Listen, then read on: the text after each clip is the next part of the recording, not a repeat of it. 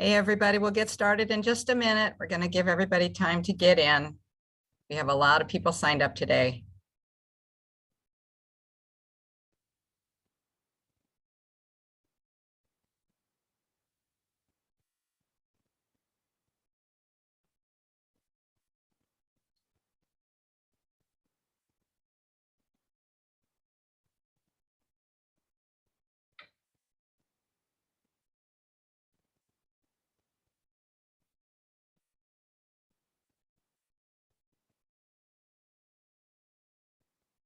Hang tight, everybody. We're going to start in just a minute.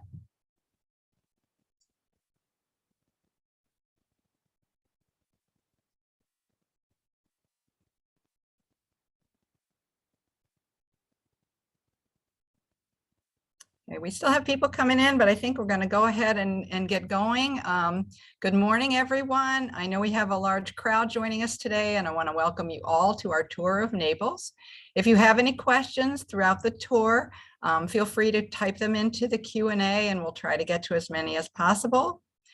And now I'd like to introduce Rafael Romano, our tour guide who's joining us live from the beautiful city of Naples, Italy. Many of you may remember Raphael if you tuned into his archaeological tour of Pompeii last year during our Taste of Italy month. Raphael is a Neapolitan archaeologist with 12 years of field experience, and he works on archaeological excavations in Naples. He holds a degree in archaeology, a master's in classical archaeology, and a PhD in archaeological heritage. He is an official tour guide of the Campania region, and his company Grand Tour Experience offers tours designed for those who want to explore the beautiful city of Naples. Welcome, Raphael. I'm going to turn it over to you now. Thank you, Katie, and thank you, dear audience.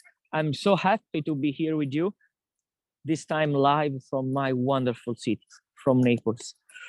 Again, my name is Raffaele, and I will be your guide today. We will explore the secret corners of my city, Napoli, or Naples, as you want to call it. So please don't be shy to ask me questions, because that will be my my desire to help you for any doubts that you have for what we can see. Or if you're planning a trip to Italy or to Naples, that is your time to know beforehand the city. So I am going to move now the camera from my face. I will wear the mask. I will put the microphone inside the mask, because it's still required to wear the mask outside for the best part of the city. But in this way, you will have a better quality for the audio. And let's start our virtual tour of Naples with an archaeologist with me. So I'm going to move the camera to the other side. Here we are. Oh, the pigeon. So, dear audience, so here in Naples, it's 4 p.m. It's a lovely, lovely sunny day, even if it's winter, and even if I'm wearing a cap and a huge jacket, but it's 12 Celsius, and it's a phenomenal day. I'm starting the tour from Piazza Municipio Square. Municipio in Italy means the town hall. So where all the governor or all the offices are placed. And it's that beautiful 18th century building that we can see in the screen right now with the flags outside. Piazza Municipio is also the main square that you will find once you will dock to the port of Napoli. Remember that Naples, if some of you never been to Italy, or when you imagine Italy, we can imagine Florence, we can imagine Rome, Venice, Milano. But sometimes we don't think about Naples as a place to stay. And that is a very, very big shame, because Napoli is the oldest city in the Western Europe. The word Napoli in Italian literally means in ancient Greek, the new city, Neapolis. The first foundation of my city, which is the third largest in Italy, with 3 million of people, but we have the highest density of population in all over the Europe, and a lot of traffic.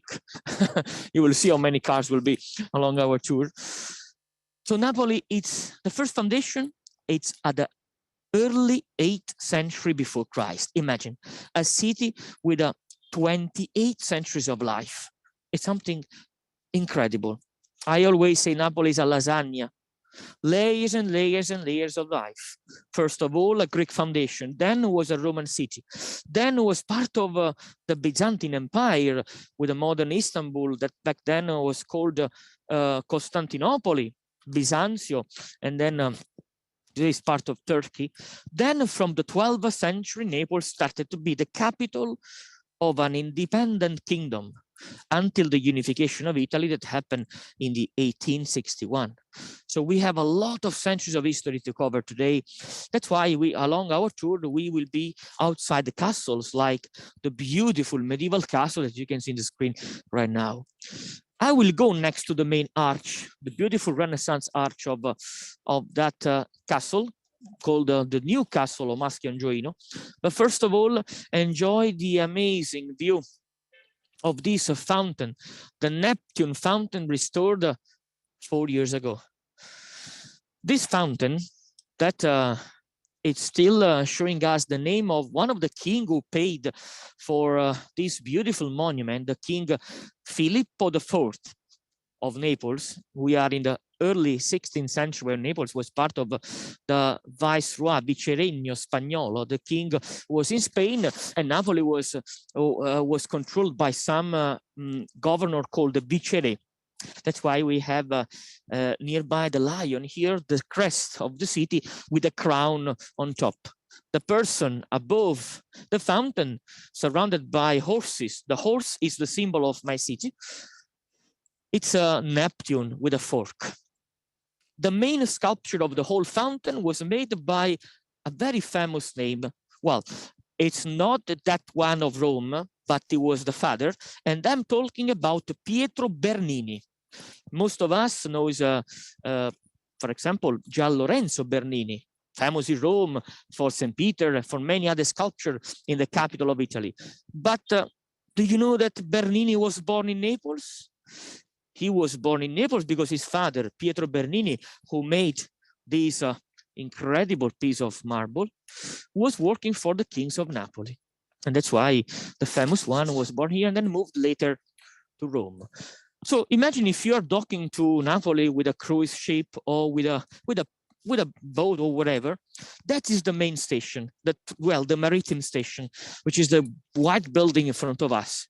So comparing other cities, you don't have to take a bus or a train going around. You can easily go around the maritime station, cross the road, and you will be straight in the middle of the city of Napoli. So let's move now from the Piazza Municipio, because I want to go with you through to the castle of Napoli, called the Maschi Angioino. I was telling you it's one of the most beautiful example of medieval architecture mixed with a Renaissance style. The crane and the fans that you will see now along our road, it's because in this corner of the city, we have the largest archaeological excavation of Europe. During the work for the metro line, about 12 years ago, the archaeologists found right in the middle of the place where I am, 7 Roman boats, the remains of a medieval fortress, some Roman frescoes, and that's why they have to stop all the different excavations for the metro. And at the moment, it will be a huge glass on top. So when you will go to take the metro, you will see also the archaeological remains beneath there. I'm sorry, but I need to cross the road. 1 second. That is sometimes it will be challenging, especially when we have some work in progress like this one here. But behind the fence, I will show you also some ruins of this medieval fortress from the 12th century. And then we can reach the entrance of the castle. In Naples, we have 7 different castles, including one royal palace in the city. But don't forget, just 35 minutes outside the city of Napoli by train or 40 minutes by car, you can reach the so-called Royal Palace of Caserta, the largest royal palace in the world, built by Luigi Vanvitelli, the famous architect, during the kingdom of the Charles the Bourbon house. So let's move just a little bit. So it's I don't know if you can see beneath these clothes, this white cloth, that is part of the medieval fortress found during the excavations for the metro. So the metro now is moved from the castle, and this will be a huge glass. So going to the port or to take the metro, you can see an archaeological site under your feet.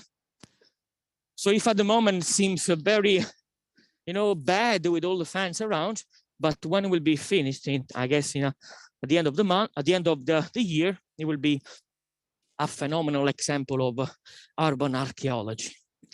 Today, the sun is phenomenal, and we are almost at the sunset.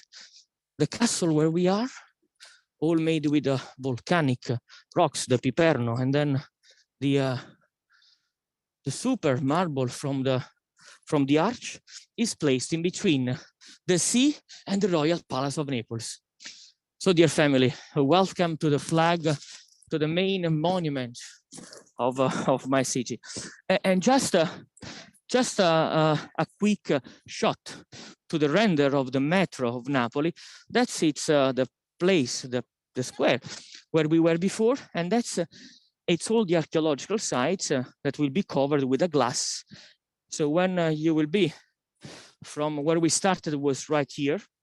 So I was crossing the road to this corner. So once you will be in Napoli, you can easily go to the Centro Storico of Napoli, the historical center above an archaeological site. It's a Roman boat. Well, the model of the Roman boat found during the excavations, because don't forget that the city of Napoli, it's placed nearby the most famous and the most dangerous volcano in the world. That is the fresco of a Roman villa found just behind this banner. So again, the lasagna. So the Mount Vesuvius, the volcano that when erupted, there the city of Pompeii and Herculaneum, did not affect Naples at the time of 79 AD, but the Vesuvius erupted many other times. And then there was a huge eruption in the late Roman time that literally changed the whole shape of the coast. So where in the Greek and the Roman time, there was the ancient port, now there is much more land. And during the centuries, people built above the mud that buried during the eruption of the city.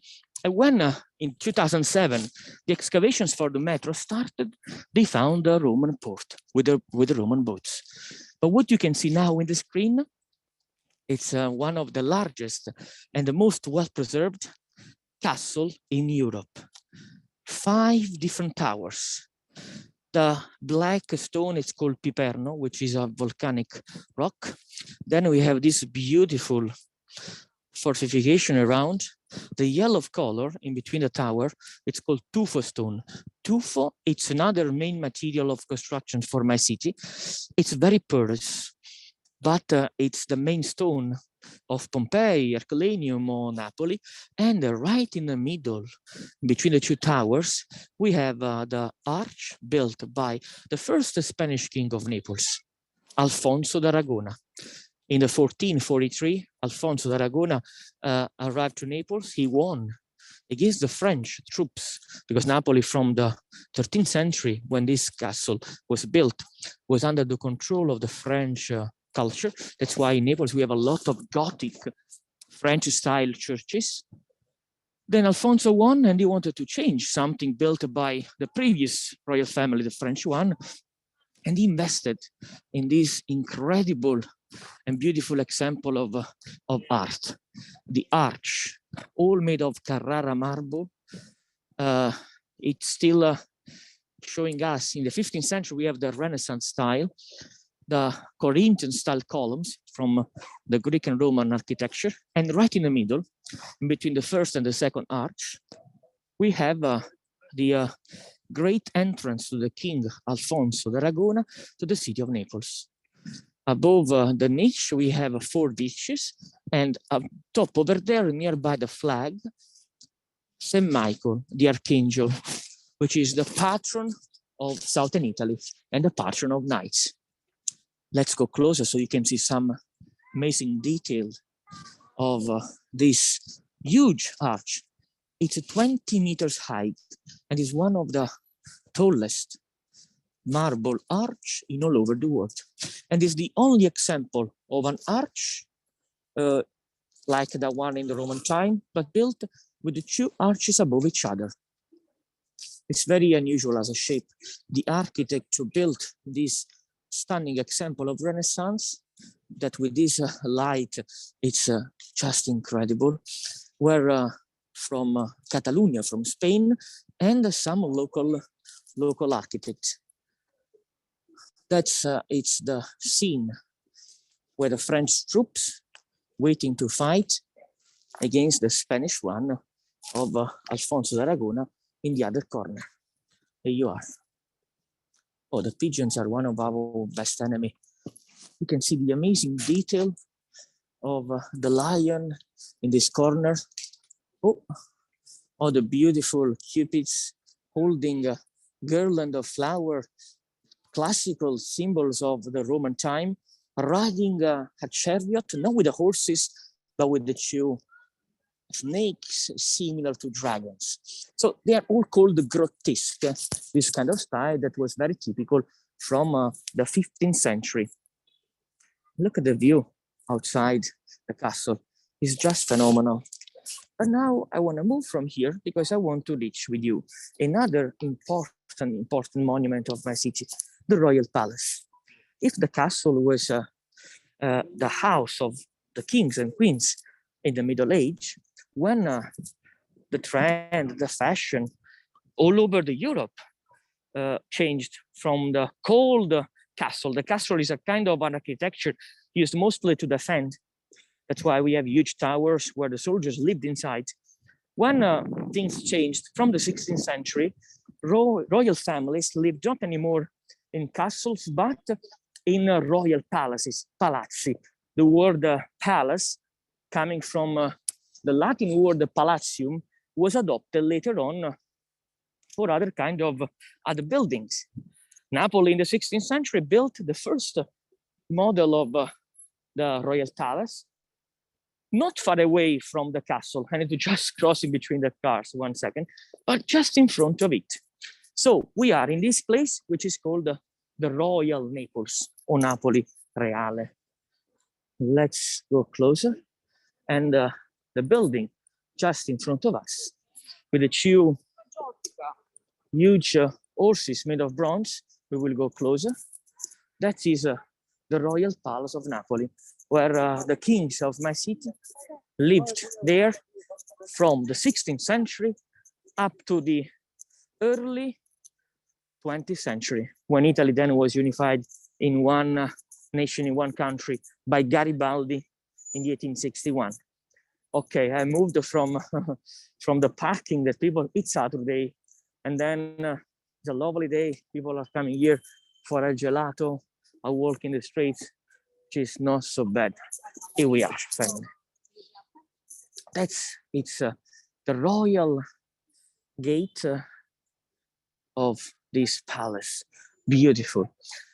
Napoli, especially during the 1 second, I'm making better the microphone. Here we are, sorry. So Napoli from the 18th century, so in the time, at the end of the Baroque, when the royal family here was called Borbone, the Bourbon house, but the Spanish branch. So the king was Charles III. He was the son of Filippo of Spain and Elisabetta Farnese.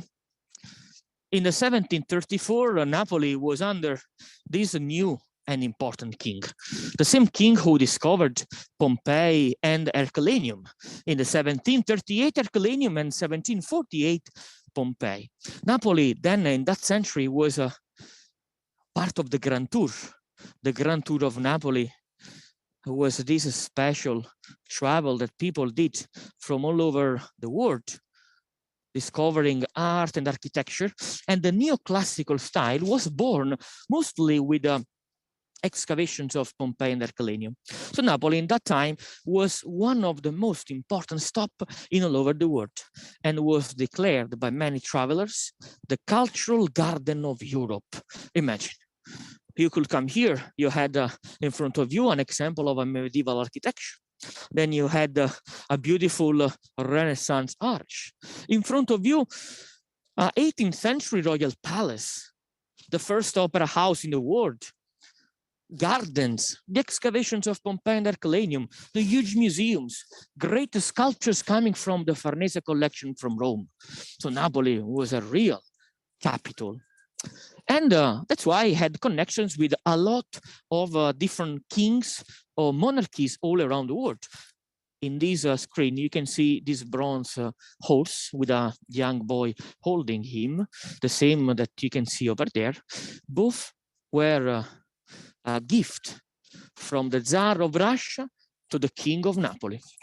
So Napoli has connections with all over the world, not just with the Tsar from Russia, but also Napoli had a strong commercial connection with the Sultan of Turkey, Mahomet V, that gave to the King of Napoli in symbol, as a sample of a friendship, an elephant. poor animal, because here in Naples, that elephant could not live more than 15 years. He died, and then the skeleton of that elephant is still stored in the Museum of Napoli for zoology, for animals. I'm walking now nearby the Royal Palace. I want to show you the garden used by the Queen of Napoli. One of the most famous queen that we had was called Maria Carolina from Austria. She was the sister of Maria Antonietta, the famous one beheaded, killed during the French Revolution. And this was the private gate that the Queen of Napoli used with her beautiful chariot. What incredible kind of architecture that we have. After, when we will go at the entrance of the Royal Palace, I will show you the real gate, but this was a private entrance just for the Queen. In the summertime, the gardens are, it's called Romantic Garden, it's open, and they do aperitif at the sunset. And it's a free access inside. Now the Royal Palace is a museum, but also one portion of the Royal Palace, it's part of the Theatre St. Charles, the Teatro San Carlo, the first opera house in the world. And another portion of the building is used as a national library, as a Biblioteca Nazionale Vittorio Emanuele. The Royal Palace that we will reach later, the entrance, it's built also in front of the Galleria Umberto. These are the huge building. I will tell you more about this one here soon. But first of all, if Katie, if some of our friends has got some questions, just a couple of, I can start to answer now, if you have. Yes, we do have a couple questions. Jane would like to know what is the temperature now? Oh yes, Jane, the temperature, well, even if I look very, very, with a cap, with a jacket, it's 12 Celsius. So it's not really, really hot. But Neapolitans, because we live most of the time with the sun, we feel always cold, but it's not so cold. No, definitely. Okay, and I did look that up. So that's about, give or take, about 50 degrees Fahrenheit here. So quite sweet. Yeah. I think we were at 1 degree Fahrenheit this morning, so it's really cold here. Oh yes. So Ron asks, how is the weather in Naples in August? What time of year is best to visit Naples? That is a very good question, because it's a logistic question. It's something practical. So in August, it's very, very hot. It can reach also the 42, 41 Celsius. In Fahrenheit is over 98, I think. But the problem is the humidity. Sometimes we can reach the 80% of humidity, so you can feel much more. The best time to come to Naples, it's in between May, June, early July, and then later on in September or October. December is another great month because Napoli is famous for the nativity scene, for the Christmas markets, but avoid then January or February because can be also a lot of closings, like museums closed for renovations. So it will be better to stay in May, June, September, and October. Okay. Another question, are there any remaining buildings from the Byzantine period of the Duchy of Naples in Naples? In Naples, actually, not really. We have some mosaics from that period, some from that time, to the underground of a church, St. Lawrence Maggiore, where we have a lot of these connections with the Middle East. But we have a lot of those kind of architecture still showed to the Amalfi Coast. So if you go to the Amalfi Coast, nearby Amalfi or up to Ravello, you can still see something of this Moresque style, or later on, or before, from the Duchy of Naples, the Ducato. Very interesting. One more Yes. question, and then we'll let you get back to the tour. Please. What is the story of the veiled Christ sculpture? So moving, exquisitely carved. If you can, for this question, I will answer, if you don't mind, when we are in the middle of the square Plebiscito, because I want to show you some of the sculpture, and then I will answer to this question, because that is one of my favorite places to visit when you're in Naples. Okay. But that's inside there. It's not allowed to do any live recording or any video or any picture. So that's not possible to go with a live tour, but you need to come to Naples and then visiting in real life. All right. We'll let you get back to your tour. Yes. Thank you, Katie. So I am now at the entrance of this important building. The building where I'm standing, it's called the Teatro San Carlo. Carlo is the name of the King Charles, that in the 1737, on his name's day, the 4th of November, he opened for the first time in all over the world this wonderful, wonderful building. I know the reflection is not so great, but this theater, this opera house, that is the name, Teatro di San Carlo, Naples 1737, it's still active. Tonight, we have the Lucia of Lammermoor by Donizetti. Even inside, every single stage or decoration or the painting of the vaulted ceiling, it's the original from the half of the 18th century. You will see soon the amazing facade of the theater when I will cross the road. But before reaching the other streets, enjoy the view of this other incredible monument, the Galleria Umberto. The Galleria Umberto of Naples, called Galleria Umberto I, that you can still see the name above over there.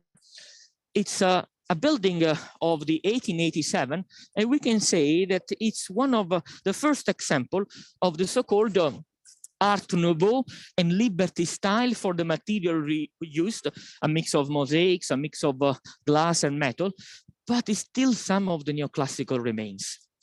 The neoclassical style is incredible and beautiful style that we can see now in many other buildings in the world, from the Capitol Hill in Washington or to St. Paul Cathedral in London. But the Galleria Umberto I, which is one of my favorite buildings in Napoli, I want to give you as a surprise the view of this place soon. First of all, let me show you the entrance of the Theatre St. Charles from this other corner. It's the facade of the first opera house of the history, Teatro San Carlo, with the beautiful Ionic style columns, description, Real Teatro di San Carlo, and the sculpture above over there, there is a lady, there is a woman, but it's not a real woman, to be honest. It seems like a monster. But that is the so-called mermaid or Sirena Partenope.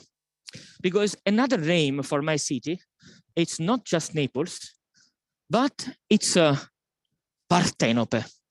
Most of you have heard about the Odyssey of Homer.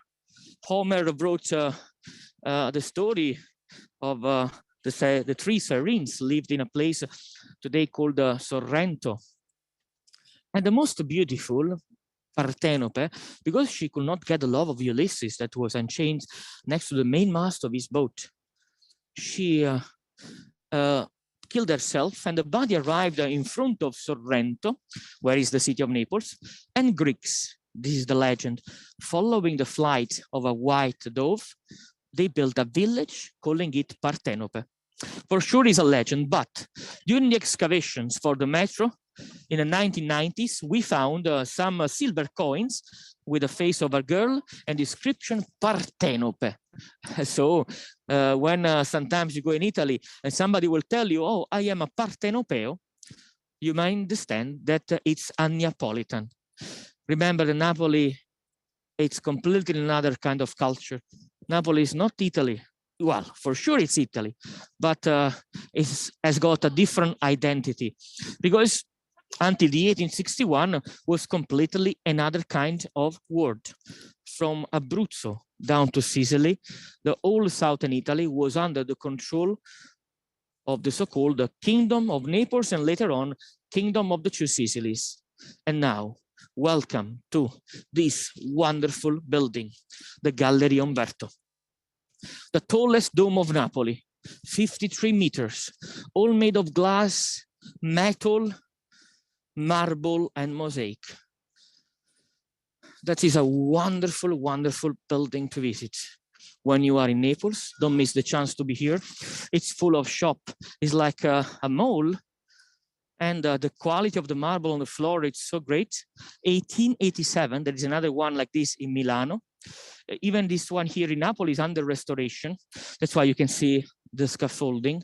And the original color of the Galleria, it's this one here to the right side, all made with this beautiful Art Nouveau, Liberty style decorations, and the use of the stucco, a lot of stucco and plaster to make this beautiful draw. The first floor, the ground floor where I am, it's used for shops. Then the second floor, it's used for offices, while the last one, where you can see that beautiful lodge with the columns, they are all private apartments. Of course, it's a premium location to live, and the price of the rent is so expensive. So it's the gallery restored. It's the portion that is still needs to be restored. So at the end of the year, this one here will be completely finished. And on the floor, you can still see some of the glass, because to the underground of this Galleria, we have a huge saloon, a huge hall used at the end of the 19th century when the Galleria was open as a Café Chantant. The Café Chantant was the place where in Paris, there were famous dancers, the so-called chanteuses, dancing the can-can. And Napoli was the only city in Italy where there was this Café Chantant. That's why the Queen Margherita, the first queen of Italy, she came straight to Naples for the Café Chantant in Naples, the so-called Salone Margherita. And a famous Neapolitan baker made for her a new kind of food. Today, the most famous food in the world, the pizza, was the 1889, where the pizza Margherita was born here in the place where now I'm standing. Unfortunately, the glass, just the glass of the gallery has been changed because in 1943, the Allies bombed the city of Naples. The king, the Napoli was freed in 1943. It was the first city in Europe to send out the Nazi soldiers from the city, but the Allies bombed Naples, bombed Pompeii, and even the royal palace of Caserta. The explosions of bombs here in the center destroyed part of the glass. So the glass, it's part of the restoration of the 1950s, while the rest of the building, it's the original one. And on the floor of the Galleria, we have mosaics made from all over Italy, showing the zodiacal signs, all the different signs. That is Libra, for example. Then we have Gemini on the other side, which is my sign, Taurus, Pisces, so all the different signs around. And one of the things to do when you are in Napoli is to find your sign stay in the middle, spinning around, and make a wish. That is a good luck. Napoli is also the place where you have the best quality for pastry, and one of our main pastry, it's called the sfogliatella, which is a very tasty small cake made with sweet ricotta cheese, cinnamon, and orange. And enjoy the sun, the sunset actually covering the body of the serene Partenope, and the view of the Theatre St. Charles through the arch of the Gallery Umberto. The Gallery Umberto is also the place where still we have now the only Masonic Freemasons, the Masonic Lodge of Napoli. Don't forget that the Freemasons, something that was from the 18th century in all over the world, in Italy was never allowed. Even now, it's not allowed like in the US or many other countries. In the 18th century, to be a Mason, a Freemason, it was not so easy. And for the question of our friend about the veiled Christ, that's that we have a different kind of stories. The veiled Christ, which is a sculpture made by Giuseppe San Martino in 1753, was maybe the product of an alchemical process, because it's so perfect, the shroud around the body of Jesus Christ put on the bed, that people thought until now, some people, that was part of a magic potion or magic rituals. But for sure, it was just the great quality of the sculptor called Giuseppe San Martino, that in just 5 months made something that for Canova, the most famous artist of the early 1809, when he came to Naples, he said, the veiled Christ, it's even better than the Pietà of Michelangelo. So I suggest you, if you never heard about this sculpture, to go on Google and look for that piece of art. Sorry for the noise, but the most famous vehicle that we have in Naples, it's the scooter, because there are so many narrow streets. And the city of Napoli has got 2 different areas, one nearby the seaside and one where I am. So the oldest part of Napoli, which is the place where I am now, actually, it's diverse from the historical center, that it's more full of churches. But even here, we have an incredible example of architecture, like this Baroque church called the Church of San Ferdinando. Ferdinando is the name of one of the Bourbon House king. And I want to go inside with you, if you don't mind, because you can still see now how beautiful is the ceiling of this church, built in the first time in the early 18th century by the Jesuit company, the Jesuit friars, the order. Then restored with the facade that you can see now by the King Ferdinando in the 1780. Let's go inside so you can still see the original pavement and the super ceiling. Don't forget that in Naples we have 472 churches, the highest density of churches in all over the world. Enjoy. Beautiful. This is an amazing example of art. In Napoli, many artists were paid by the noble families, by the different orders, by the royal family of Naples, the king. That's why we have so much beauty, a lot of art. And one of the most important artists who worked in Napoli, the same who painted the ceiling, it's Luca Giordano. It's so great, even if it's not the largest church of my city, but it's still an incredible example of the Baroque here in Napoli. And the whole church, from the floor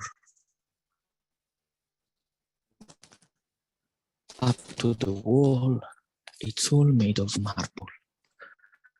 different marble from all over the world, used here to create this beautiful example of art. And above each chapel, we have the so-called Tromplo Edge, this fake gift of a dome, or sometimes columns painted on the side of the chapel.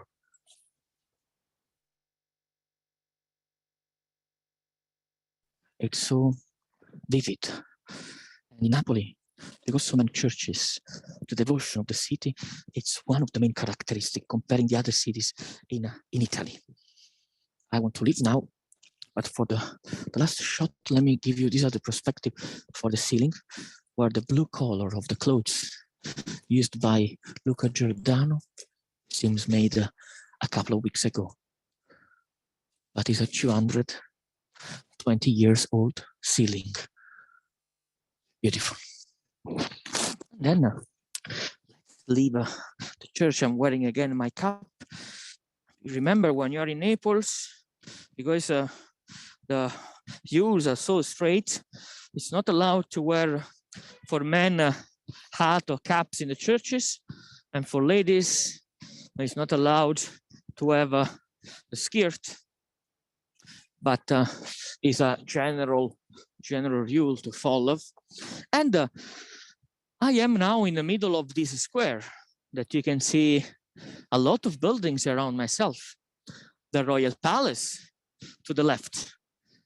Then so many people walking, because that is the main shopping streets of Napoli, the so-called Via Toledo. Oh. And then we have the Plebiscito Square. In the corner of the Plebiscito Square, we have the oldest cafe of Napoli, the Caffè Gambrinus. If in Napoli the pizza is a must, even the cafe. And just today, let me tell you that the UNESCO applied to make the Neapolitan cafe World Heritage, like the pizza is already is. And that is a must when you're in Napoli, to have a cup of coffee or a pastry in the middle of these vibrant and flourishing streets, Via Chiaia.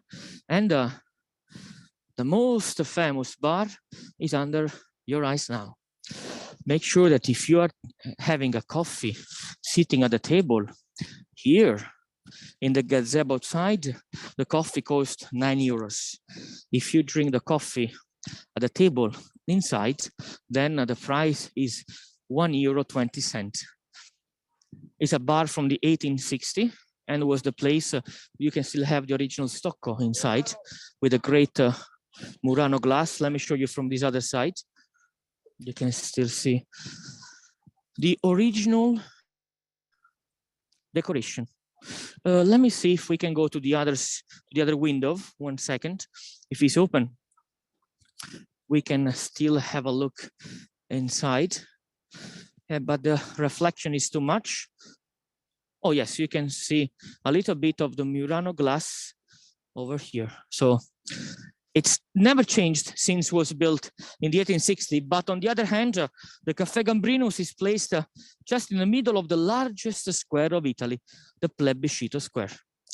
And look how beautiful is the view of the square over here, that was also used for the set of many, many movies. The last movie made here was the Elena Ferrante. I don't know if you ever heard about the My Brilliant Friend, the Elena Ferrante movie. This was one of the set for the movie and for sure for the book. And enjoy the view of the Plebiscito Square from this other corner, where we have the entrance of the Galleria Umberto and the church where we were inside before in one shot. Let me ask you, are you enjoying this tour? Are you enjoying this all together? We are enjoying it. Oh, grazie, Katie. And where I am, I'm outside the entrance of the Royal Palace. We started with the Royal Palace, but we were from the back. Now we are at the facade, where at the feet of the castle, we have a different sculpture, different statues, showing the different kings of Napoli who started to rule the city from the 12th century. The first king was Roger the Norman kings. This one here, Ruggiero il Normanno, the king who built a castle nearby the sea. Then we had the German emperor, Federico II, that in the year 1224, he built the first lay university and public university in all over the world. That's why my university, it's called Federico II.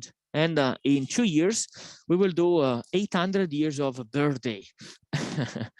The Royal Palace, designed by Van Vitelli, it's one of the largest royal palace in Europe, and in Italy is the only one as a royal palace, not as a duke or as a prince building, because the only kingdom in Italy until the 1861 was Napoli. This man that you can see now, this is Charles d'Anjou, the first French king of Napoli, the person who started to build the castle that we saw, the new castle, but then the arch and the actual shape of that castle was by this other man, the first Spanish king. I know it's confusing, but Napoli had the Norman kings, German kings, French, Spanish, Austria, with Habsburgo, and Spanish again, all of them. And this guy here, it's Alfonso d'Aragona, who was the king of Napoli from the 1443 in the full of the Renaissance. And enjoy the view of the Plebiscito Square from this other perspective. The church, or well, the Basilica, right there in the middle of your screen, famous in many pictures. When you type on Google about Napoli, then you have this picture of the castle. It's a mix of two famous buildings in Rome. The Pantheon, that's why the shape is round, and the St. Peter's Basilica, the St. Peter's Square, with the both arms, one here and one there.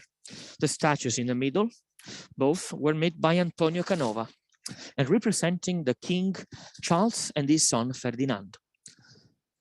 When was built this basilica, and why with this style? Was the 1816.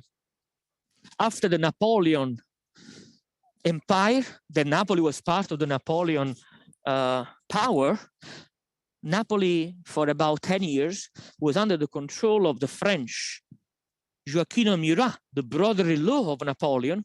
And when Napoleon was over, Napoli restored the monarchy, the original one, the Bourbon, the Spanish, and the King Ferdinando wanted to donate to the city of Napoli a new and large basilica, the Basilica of San Francesco di Paola, that you can see there. In the 1816, the style was this one here. And that's why we have this huge monument in between the city. And in front of his bedroom, the bedroom of the king, was the royal palace that you can see now. It's an important monument, really, really important. It's still open as a museum, I was telling. That is the entrance.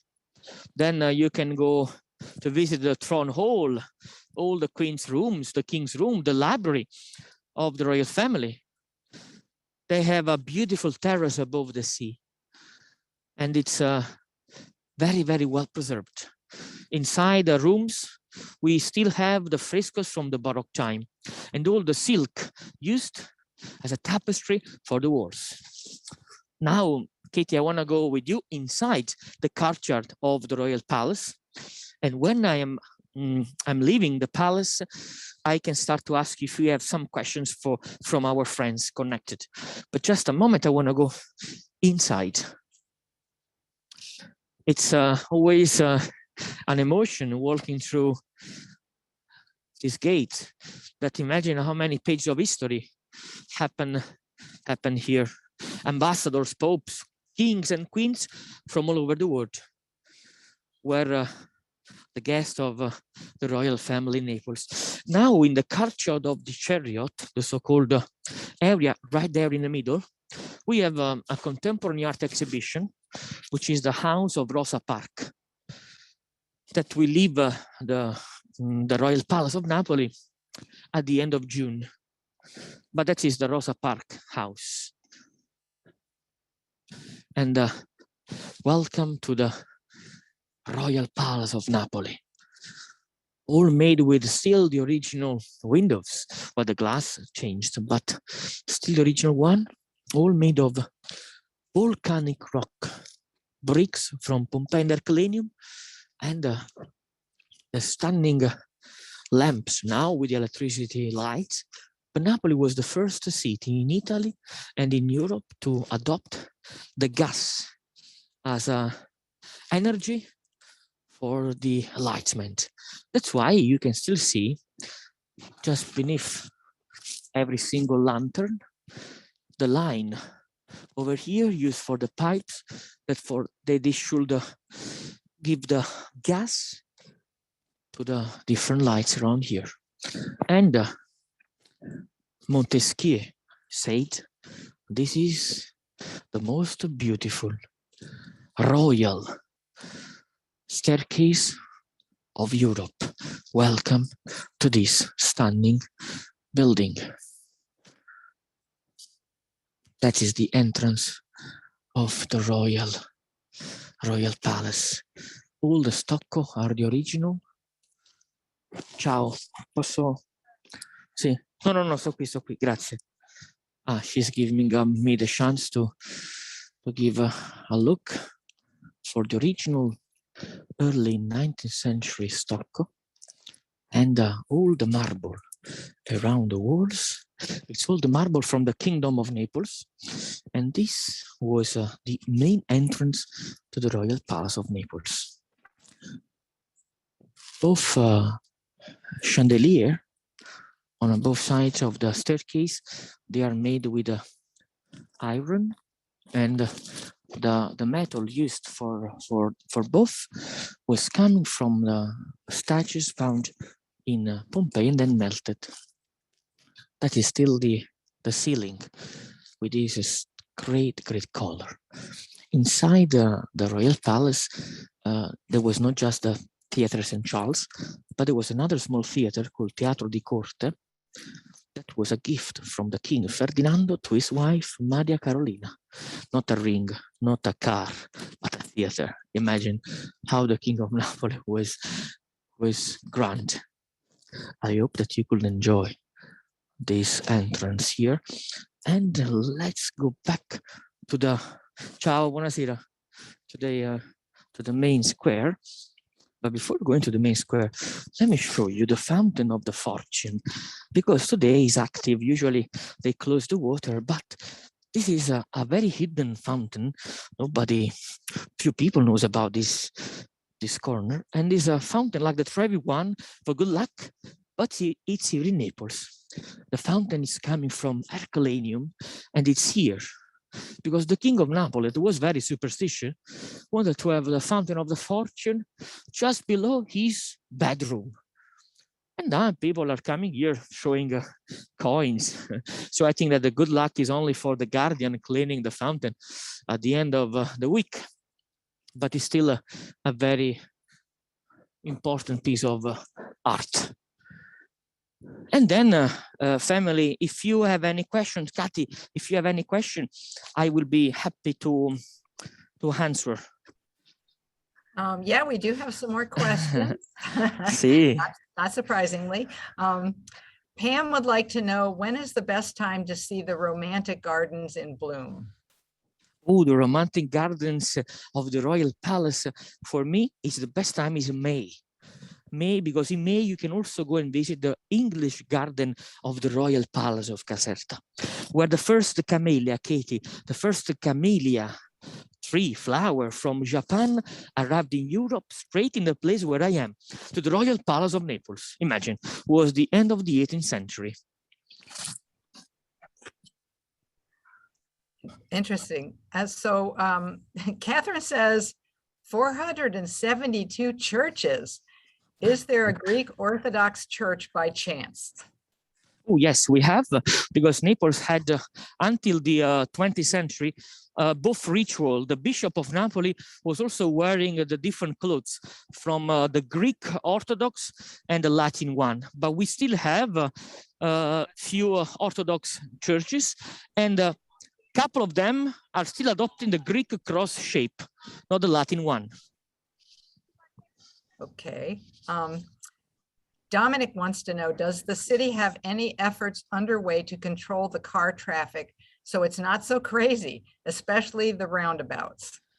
It's not crazy. You mean, is it crazy or not crazy enough? I think he means it's too crazy. No, this is nothing. Believe me, this is really nothing. It's quiet, but Napoli is famous for this.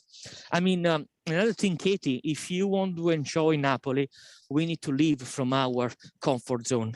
Napoli is a city not standard. It's a city of black or white. If you love, you love it. Otherwise, there's no chance to fall in love for the city for a second time. There's no double chance in Naples.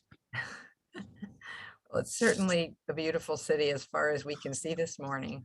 Oh, Laura yeah. wants to know, what is the flower of Naples? The flower. Does it have an The official flower. flower? No, we don't have an official flower. No, we don't have it. Well, we can say the Genista flower, something which is growing up to the Vesuvius.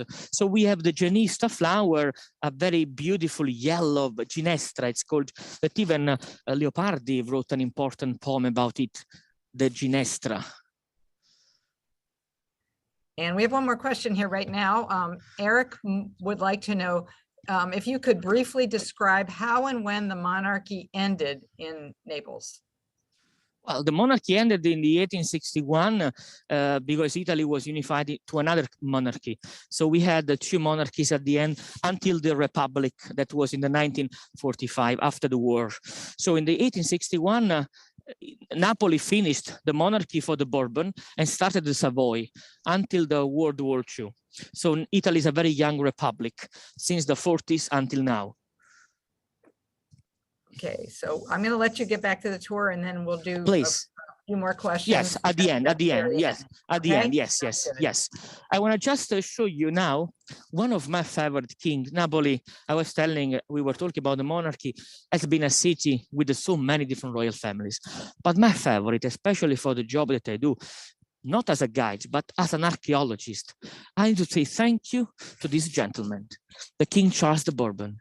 He was the king who discovered Herculaneum and Pompeii. You might say, okay, it's easy to be the king of a place that somebody else discovered for you, an archaeological site or two archaeological sites, but it's not, because somewhere else, in some other countries in the same time, the royal family, they were the owner of everything that was appearing from the ground.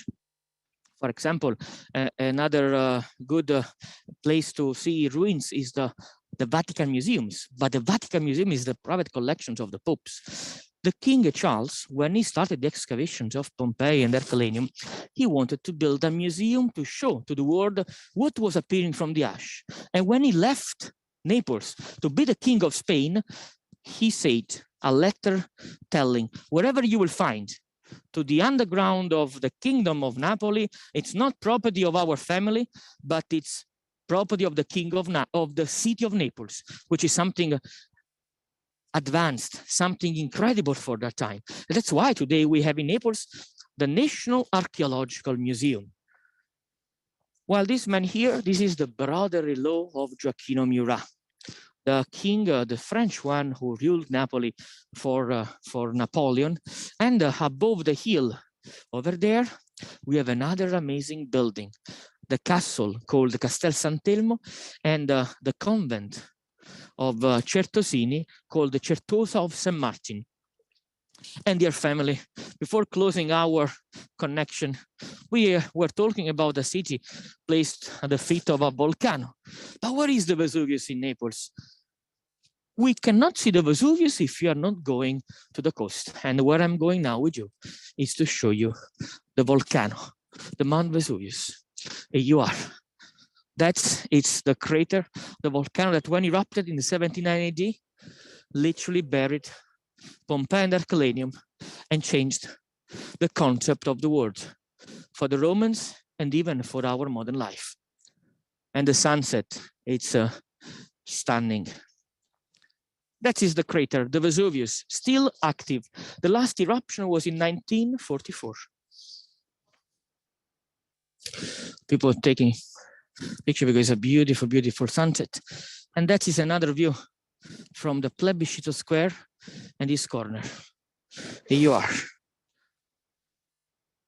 So, Katie, I am here with you now. So for any questions, for any Q&A, let me stay with you until you want. And please let me know, did you like the tour? Did you find Naples so interesting? I don't know if you find interesting my city or not, but what do you think?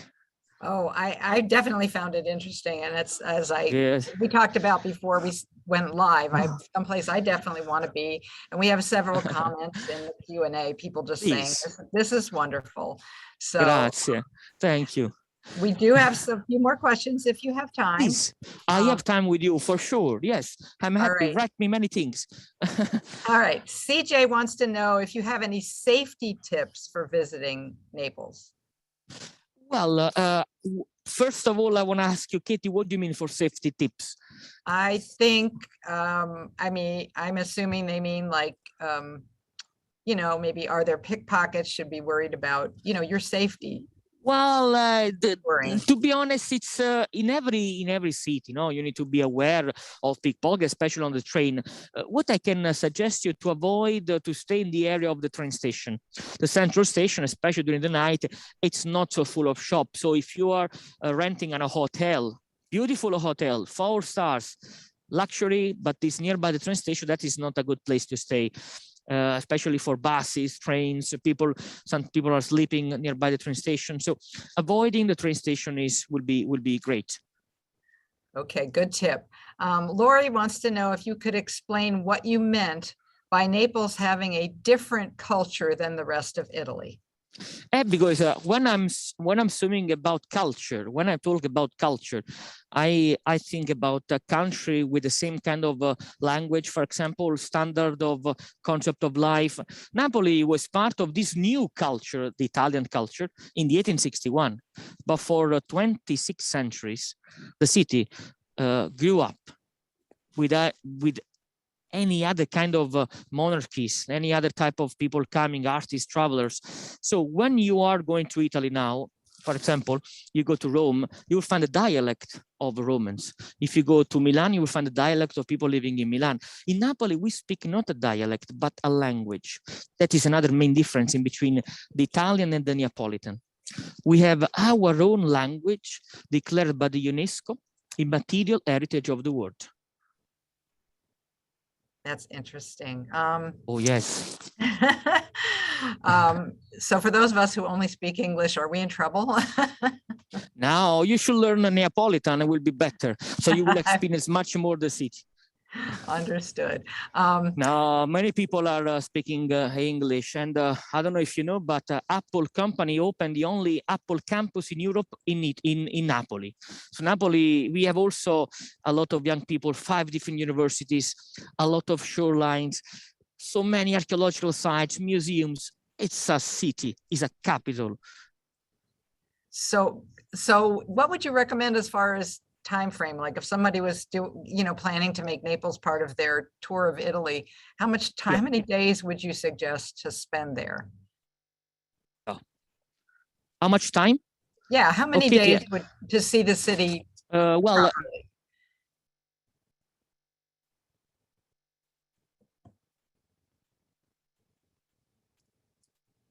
okay, I think we lost Raphael for just a minute. Right back. I'm back. There you are. I'm back. I'm sorry. It's okay. I'm sorry. Yes. Yes. I think 6 or 7 days will be okay. For 6 to 7 days will be okay. Yes. Because it's a wide place. It's a lot of time, I know. But you can reach so many other places around Napoli. the archaeological site of Pompeii or Herculaneum, or you can go to Capri Island from my city. You can go to the Sorrento Peninsula. So Napoli is a bay. The city on itself, I would suggest 4 or 5 days, then plus other couple of days in the area around, especially the coast or the island. Sounds wonderful. A lot of people are chiming in, just saying things like, please tell him how wonderful the tour was, just like walking with him. Grazie. You know, there are a lot of those, so I'm just letting you know. Thank you. A lot of people are also asking about how many days to visit. We absolutely love this presentation. Gabriella wants to know, is there a book or movie that, in your opinion, faithfully captures some of the local culture of Napoli? Oh, yes, you can, there is a book by Norman Douglas. It's called, if I'm not wrong, well, if you find something by Norman Douglas, it's called Napoli 44. I think, if I'm not wrong, the English title. But Norman Douglas wrote a lot about Naples. Or if you like to know about the history of Napoli, I will suggest you to find something by Curzio Malaparte. He's Italian, but you will find a lot of translation about this author who lived during the fascist time, and then he wrote a lot about the deep culture of Naples. Curzio Malaparte. Wonderful. Are the palaces and museums maintained through donations or taxes or tickets? Tickets. Oh. People are, yeah, when you go to a museum or Royal Palace like this, which is a museum, you pay a ticket. But also the Italian government, it's we have a Ministero, the heritage control of all the museums and the archaeological sites. They are giving money to maintain those sites. Okay, and we're getting, there's so many here that are just grazie, bravo, thank you for the wonderful Thank you, grazie tour. mille, So grazie. People are asking about your tour company. Yes. You want to just tell us the name of that again? Oh, yes, for sure. Kate, you can also write down in the chat if you want. So some friends can just go in there and check it. It's called Grand Tour Experience, because in my mind, Katie, I'm too much a dreamer sometimes. I want to restore the Grand Tour, the famous travel that people did in the 18th, 19th century. And that's why I called my company Grand Tour Experience. So if you go on my website that you can find on internet, you will find all of my contacts. You can find my email, my number, my Facebook page, so everything you need. Okay. Sounds good. And I did just put that name in the chat, so everybody can Thank you. look for it there. Okay, one more quick question. Please. Somebody asked, and I'm sure there are a lot of people wondering about this. How are you traveling in order to take these pictures? Like, how are you making this happen for us? How? You mean what kind of things I'm using now? Yeah, because we can only see you. You can see me now. No, yes. Usually, yes. I have a gimbal, I have a microphone, I have a very good phone with a great camera, quality camera, and a provider giving us a very fast internet connection. So, I mean, it's when COVID started, Katie, and then people could not travel anymore a lot. I have to follow a new way to move from my home, from my city, the heritage of my land. And I started to make the virtual tour instead of the real one. And I think that is a great format because you can understand, you can learn about a city beforehand. For example, most of you are going to travel to Naples, maybe, hopefully, I hope we can meet in person. But in this way, you can know something about the city, or you can ask the local guides question like this, for example. Okay, I think we're probably about out of time. I think looks like we've asked probably all the questions here. Again, most of this is people just thanking you and saying how wonderful it is, and I would certainly agree with that. So Grazie. on that note, we're going to let you go. I want to thank you. Thank you so much Thank for you doing very this much. for us. It Thank was a you. pleasure. Thank you. And thank everybody for joining, and we'll see you again real soon. Grazie mille. Thank you, everybody, and have a safe weekend and a lovely life. Ciao a tutti. You as well. Ciao. Ciao.